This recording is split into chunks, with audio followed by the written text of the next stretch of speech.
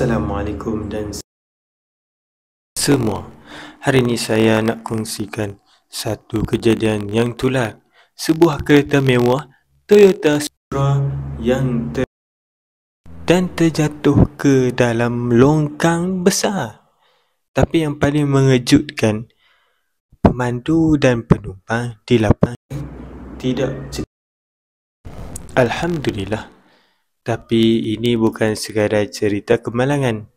Ini cerita tentang pengajaran, sikap dan tanggungjawab di jalan raya.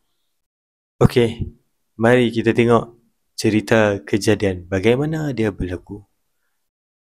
Gambar ni menunjukkan dengan jelas sebuah Toyota Supra berwarna merah menyala separuh terjun ke dalam longkang konkrit. Dari sudut pandangan kita, macam mustahil kereta ni boleh selamatkan pemandu. Tapi kuasa Allah Subhanahu Wa Taala, dua-dua selamat. Difahamkan kejadian ni berlaku di kawasan bandar. Jalan lurus, tapi mungkin pemandu hilang kawalan sebelum terbabas. Orang ramai di tempat kejadian sempat membantu. Syukur tiada nyawa melayang. Baik, marilah kita dengar sedikit teguran dan pengajaran untuk kita semua. Kawan-kawan semua, saya nak kita fikir sejenak. Kadang-kadang kita ni bila pegang steering rasa kita hebat. Allahu Akbar, na'udzubillah min zalik. Kereta laju, enjin kuat, jalan lapang. Terus kita tekan minyak tanpa fikir akibat. Tapi hakikatnya kemalangan tak pernah bagi amaran. Ia boleh berlaku dalam sekelip mata walaupun hanya satu kesilapan kecil. Toyota Supra ini bukan kereta murah. Harganya ratusan ribu ringgit. Tapi bila berlaku kemalangan, tak kira berapa mahal kereta kita, nyawa tetap lebih berharga. Dan bila kita pandu laju, kita bukan saja bahaya diri sendiri, tapi juga orang lain di jalan raya. Kita dengar pula refleksi diri dan sikap pemandu. Saya nak tanya korang, berapa ramai orang antara kita yang pernah rasa aku boleh kawal? Tapi bila dah terjadi kemalangan, baru sedar semua itu sia-sia. Tak salah minat kereta laju, tak salah nak bergaya, tapi biarlah dengan berhemah dan bertanggungjawab. Jalan raya ni bukan litar rumba dan nyawa bukan bahan ujian. Okey, mari kita tengok dengan nasihat umum dan keselamatan. Kepada terutama, tolong hargai nyawa dan masa depan anda. Kalau nak uji kereta, kalau nak tunjuk di tempat yang betul. Jangan biarkan satu kesilapan meragut nyawa, mencacatkan masa depan dan merosakkan nama keluarga. Ingat, keselamatan bukan tanggung semata-mata, tapi tanggungjawab kita semua di jalan raya. InsyaAllah sama-samalah kita ambil pengajaran ini.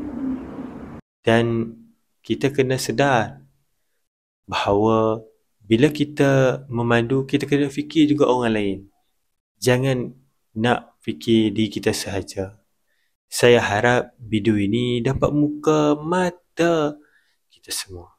Tak kisah siapa pun kita, kaya atau sederhana, lelaki atau wanita, kita semua dedah kepada di jalan raya. Jadi pandulah dengan hati-hati. Ingat orang tersayang dan sentiasa bersyukur bila sampai ke destinasi dengan selamat, insya-Allah. Jadi video ini bukan nak hantam siapa-siapa, nak salahkan ini buat tak betul, itu tak buat tak betul, ini dia ni salah, ini buat, ini kata kumpul kekayaan. Tidak, video ini nak kita sama-sama berfikir, nak kita sama renungi. Adakah kita hari ini bawa kereta tindakan kita ini membahayakan orang lain? Allahu Akbar. Jadi kita kenalah bila kita kenalah kita kena fikir juga keadaan sini. Kita tengok keadaan sini kan, mungkin Toyota Supra ni ada satu video kan, video dashcam potong kereta yang ada dashcam tu bertindak melulu dan menyebabkan kereta yang keluar simpang tu dia nak elak, jadi dia terbabas ke dalam longkang. Itu adalah satu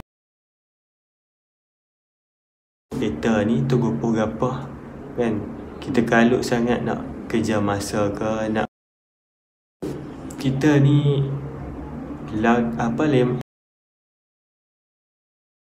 kita rancanglah perjalanan kita.